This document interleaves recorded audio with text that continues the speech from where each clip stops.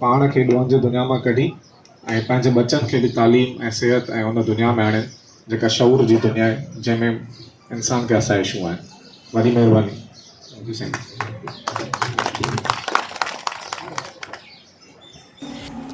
कश्मीर मावा के अहम ख़बर पिया ॾियूं त कश्मीर में 44 ॾुहारियुनि हथियार फिटा करे कानून आॾो पेश थी विया।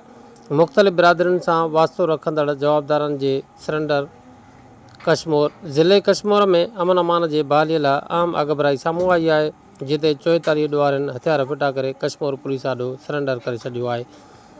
पुलिस अख़्तियारनि मूजिबि सरेंडर कंदड़ जवाबदार मुख़्तलिफ़ इलाइक़नि ऐं बिरादरियुनि सां तालुक़ु रखनि था, जिन कानून जी बालादस्ती खे तस्लीम कंदे पाण खे अख़्तियारनि हवाले करे छॾियो आहे।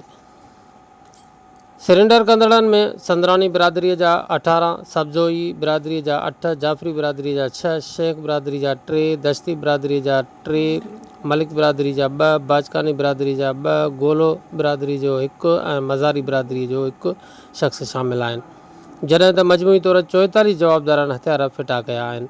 सरेंडर कंदड़नि में फ़ाक़िर अली, हसन सुमार, बशीर अहमद, आदम कमालुद्दीन, जीवन खान, चाकर खान, मीर बंगुल, सईद खान, ख़ादिम हुसैन, अरबाब अली, साबिर अली, नादर खान, रज़ा मोहम्मद, हाजी फैज़ मोहम्मद, शौकत अली, शेरपाऊ, मीर अहमद, मोहम्मद बचल, अब्दुर्रहमान, इशफाक अहमद, रेहान, सनाउल्लाह, दादन, शाहज़ोर, शादजो खान, पीरजान, आतूर, अलानू, जुम्मो, शाह मोहम्मद, शौकत अली, मसूद अली, गुलशेर, बखू, गुलजार अहमद, फैज़ मोहम्मद, चाकर, मुराद खान, ताहिर अली, अकबर, जानी खान, शाह अली, बाग अली ऐं सनाउल्लाह शामिल आहिनि। पुलिस ज़रियनि जो चवणु आहे त सरेंडर कंदड़नि जो तालुक़ु कश्मीर, तंगवाणी, घोटकी ऐं भरपासे वारनि इलाइक़नि सां आहे।